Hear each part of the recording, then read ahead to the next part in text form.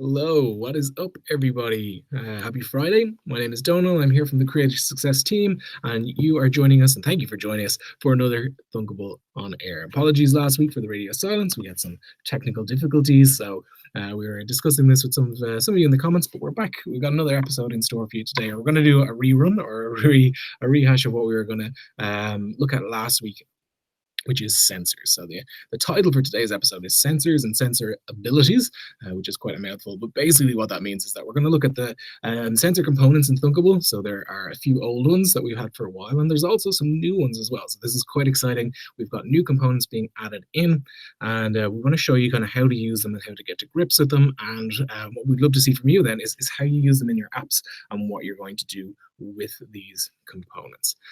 So same scenario as usual. Welcome everybody who's joining the live stream. My name is Donal, for those of you who are just joining us.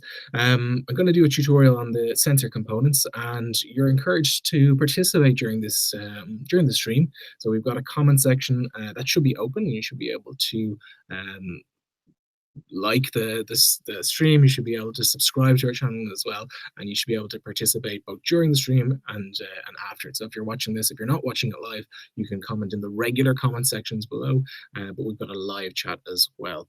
So thanks to all the wonderful thunkers who are helping out in the comment section as well, and help contribute and add to the quality of the discussion and the conversation every week. So let me just start by sharing my screen with you. I should share the entire screen. And there's loads of them. This is our quick deck of slides for this week. So like I say, sensor and sensor abilities. We have like a modern smartphone has tons and tons of different sensors in it, and a huge amount of capabilities for getting information about the world around you and the environment around you. So I've used this kind of little self-driving car icon here. Hopefully there's a little credit. We use a little service called Flat Icon, or a platform called Flat Icon. They have some great resources as well. So if you're entering our weekend design challenge, for example, check out something like that to get some design assets for your app. Okay, so yeah, thanks everybody for joining us, and thank you for watching. We pay attention to all the comments and all the feedback that we get, and so based on what you request and based on what you're asking, that helps us inform what we're going to do for future episodes, and it also helps to inform what we put into our documentation and our written tutorials as well. So your feedback and your critiques are really valuable and really important to us. If you like these tutorials, what you can do then is click the like button on this stream. That helps promote the stream and the channel in general, and you can subscribe as well. And that means then that in the future you'll be able to get some updates about what's happening and what's going on. So I am going to start previewing the stream here in my own device so I can see what's happening and what's going on. You can see that Thunkable are live at the moment, which is great to see. And loads of people joining as well. Hopefully you don't get too much feedback here. Yeah, cool. Oh, there's Jane from Thunkable helping us out in the comments as well today. Hello to Zentertainment, or Z Entertainment maybe. So yeah, like I say, we've got tons of videos. Big shout out to Simran, who's created this incredible web API series as well at the moment. So these are videos you can watch back at any stage. And Thunkable on Air, of course, is just a little bit more informal. It's our weekly kind of hangout where we discuss what's happening in the Thunkable world. There are loads of other Thunkers out there who are creating incredible resources and materials. One person we want to give a huge shout out is Darren Alderman, or Thunkable X Tutorials is the name of his channel. Again, you can see tutorials there on using Firebase and some design tutorials and just general tips for using the platform. So a real great example of our Power Thunkers. So who are Power Thunkers? You can find them in the community. So over on the community, and what I'll try and do after the fact here is I'll put up a little link to this tutorial section within our community. People are doing written tutorials as well. So you can drop in, totally free to use as soon as you join the community, or as soon as you use Thunkable, excuse me, you're already a member of this community. So for example, the very first one up here at the top is this sign in master post. And if you want to join in the discussion and help out with tutorials, if you're a bit camera shy, maybe a little bit like me, and you might be a little bit reluctant to get in front of the camera, you can do written tutorials as well. So this sign in example by Jane that we have here is excellent. You can see Darren is there. We've got some tutorials from Simran, and if you scroll down, there's a tutorial from Mark as well. So if you scroll down through this this page, there's tons of resources for pretty much anything you could want. Okay, so the main topic for today, and we're going to break it up into 3 or 4 discrete sections, I suppose, are the sensors that we have available in the sensor component. There's more on the way, so whatever, spoiler alert, I guess. It's we're looking forward to, and I know a lot of you have been looking forward to the launch or the release of Bluetooth. So it's really exciting. We're in a testing phase with that at the moment, and looking forward to the cool apps that you're going to be able to build with that. So the oldest tutorial, or the oldest sensor, excuse me, that we have in Thunkable is the timer, and that's been around since the beginning. And we also have 3 brand new tutorials that have just been launched in the last week or so. They are the Accelerometer, the Gyroscope, and the Magnetometer. So they do 3 different but somewhat related things. And what we're going to do is we're going to try and look at each one of these 4 sensors and just understand what the blocks do. And then, like that, I'm going to say, open up to you watching and you users, and to see what you can create with these components. Okay, cool. All right, let's head on over to Thunkable. I have my docs open here. Oh, there's my YouTube stream. Hello to everybody. And there's my demo app over here. Okay, let's make sure we're still live. Wonderful. So just in terms of setting it up, when you've got a new component, when new components come out and you're trying to figure out what's going on, we're going to just do really simple, really lo-fi type app. Okay, so we've got a label here to display information from. Let's start off with the timer. That's an old one. Everybody probably knows how to use this. So by default, the timer is on, and every 3 seconds, the timer, it goes off or it ticks or something like that. And the default setting here, this is one that catches people out sometimes, is that this loops is set to false. So if we look here and we go when timer fires, what we're going to do is we're going to change the value of this label. And we're going to set the text to be, I wonder if I can add it on. Maybe it should just be a 0, but let's try it out. We'll set it to be text plus 1, or maybe it should be plus 3, because that's the increment that we're using here at the moment. So let's set it to be, where am I going? I can use any one of these, I guess, label text, and we'll add on 3, I suppose, here, just to make it a little bit more interesting. Okay, cool. So if you wait for 3 seconds, 1, 2, 3, it goes to 3. And presumably, if we waited 3 more seconds, it should go to 6. Yeah, but for whatever reason, let's say because of the default settings, we're actually stuck on 3 forever. So in here, in your timer, the one thing you want to do is make sure that this loops is set to true. And what happens then is every 3 seconds, the timer fires. That's that event. And you add on an extra 3. So usually what people want to do here is they might want to count up in 1 second at a time, which is 1,000 milliseconds, 1,000, that. And we should add 1 on like this. So that's a really simple way then, let me turn that back on, of making a timer, just like that. Okay, so now we've got that working. The alternative then is that maybe the initial value here could be something like 10, could be 100. And instead of adding on 1, we could subtract 1. So this will be a countdown. So those are 2 of the most popular things that are requested when it comes to using the timer sensor. We're able to measure time. We're able to measure it in increments, or measure it in little steps of like 1,000 of a millisecond. Sorry, that's down here. Or 1,000 of a second. They're called milliseconds. And you can also have a feature here to turn the timer on or off. So here, if it's at defaults, then it never starts at all. Maybe what I'll do here is to add in a button here and go click me. We can use this then for our testing then to see what it does. What does the enable thing do? So button 1, and what we're going to do is set the, where is it going? Timer 1. Set timer 1 to, this should hopefully work. Timer 1. Not enabled. Okay. So that's enabled. And then stop. And then what we'll do, maybe just to show you what's going on there, is set the text here. Make sense if we can see what's actually happening as well. Is like that. Okay.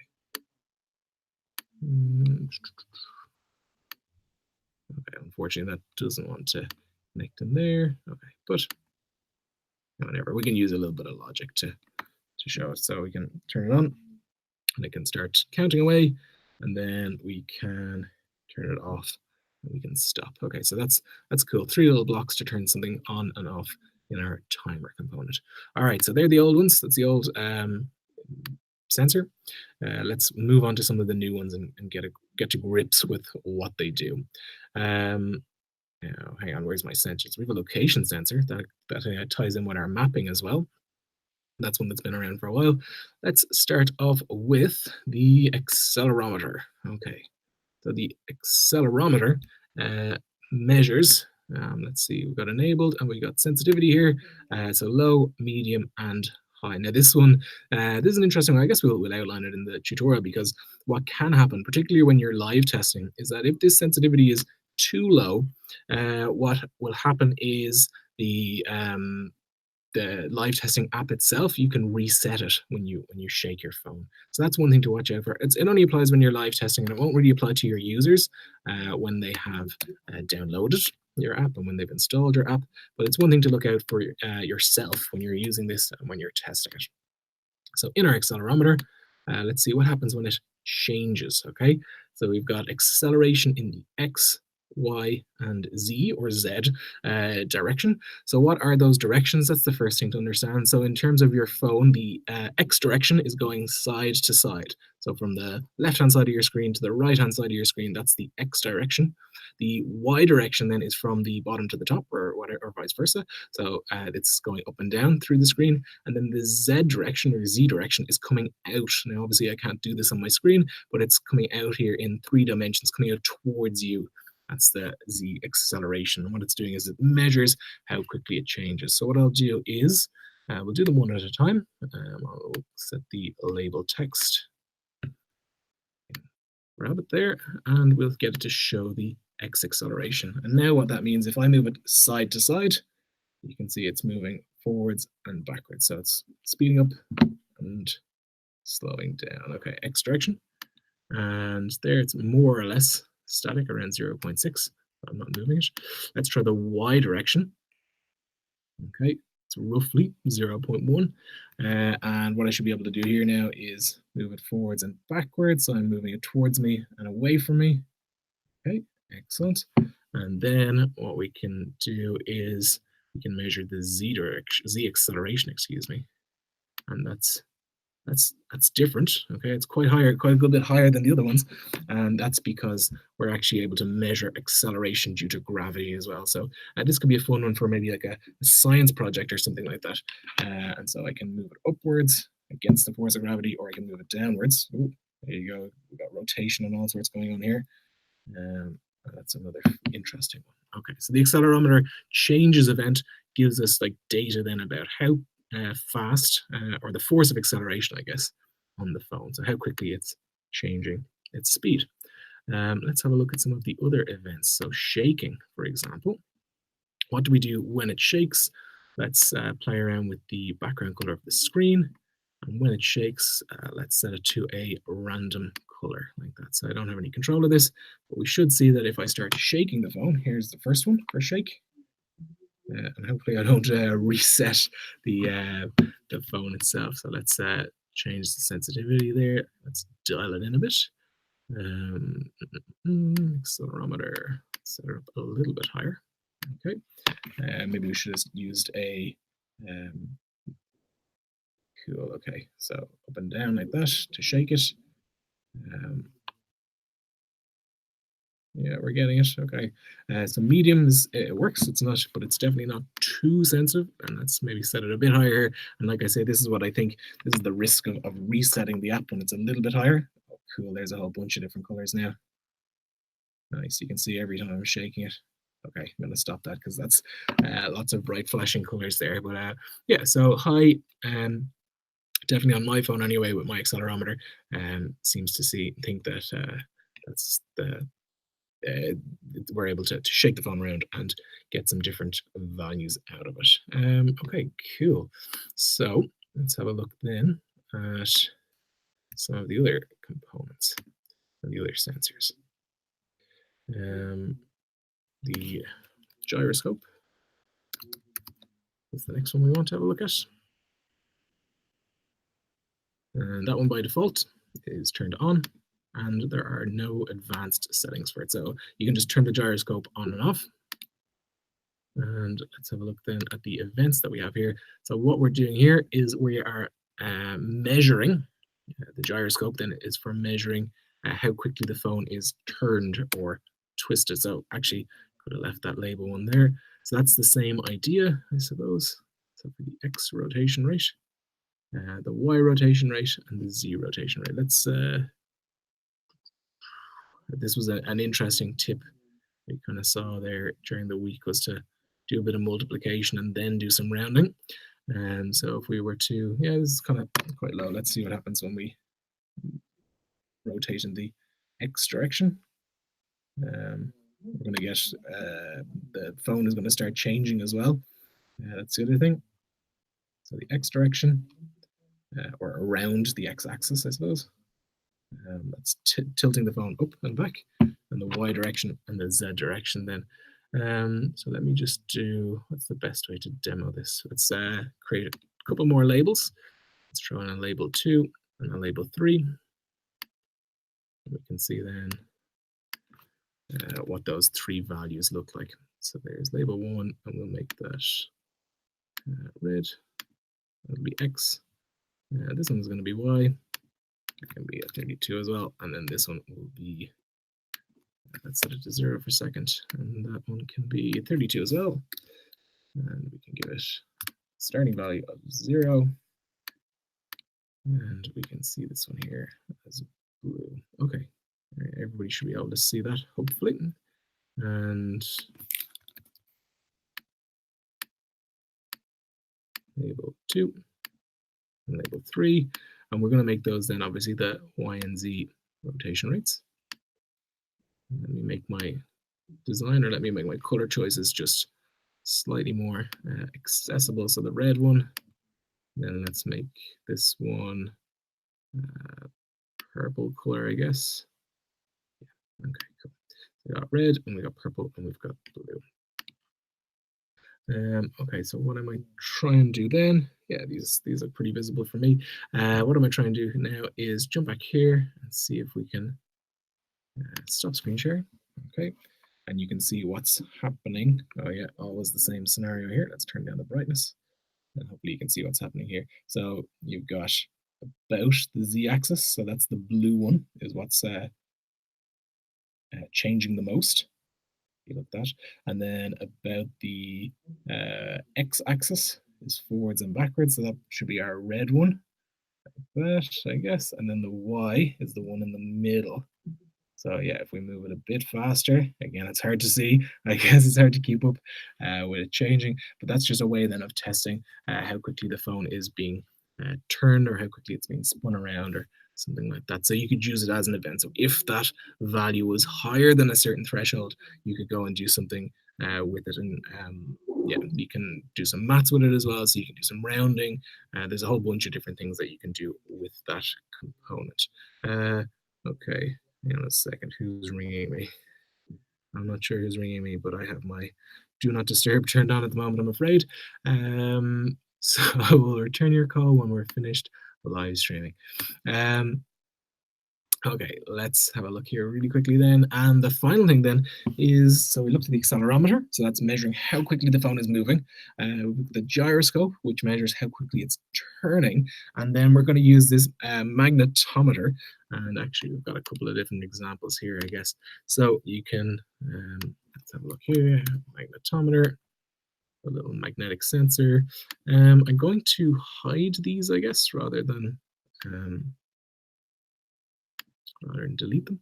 If you want to get rid of components, you can hit the little trash can icon here, hit the little bin and get rid of them, or you can click the toggle button here and hide them or display them. Okay, so let's go back just to label one, make sure that's the right one. We've got our magnetometer, and yeah, this is an interesting one. So this is kind of like, or can be used as the building blocks for a compass. So let's go to our magnetometer, and what it gives us then are not, well, we could. Can we use rotation rates? No. It doesn't have access to those. They're not global variables, of course. What we can do is measure the X flux density. And this one doesn't update as often, so it'll take a second or two. Let me just make some changes to the front end here so we can see what's going on. For instance, let's set that to white. And let's set this one to blue in the background. And so with the other ones then, yeah, okay, hang on a second. So you can see I'm doing a whole lot, I'm really putting my internet, really putting my Wi-Fi under strain at the minute because trying to live stream and cast and test all at the same time. So let's, yeah, there we go. Now we've caught up there. Okay, brilliant. Okay, so we can see what the X flux density is. Okay, we can have a quick look what the Y flux density is. -7 or so. And we can have a look again in the Z direction as well. So going through the phone or through the little magnetic sensor. So -30 or so. Now, one thing I'm going to do is, well, some laptops, my one, as it happens, have magnets in them. So maybe for holding the lid closed or detecting when the lid is closed or something like that. So if I bring this up towards a magnet, if I point it in the direction of the magnet, you can see that the values start changing. If I bring it away, the values go back to their baseline. In this case, it happens to be somewhere in the 20s.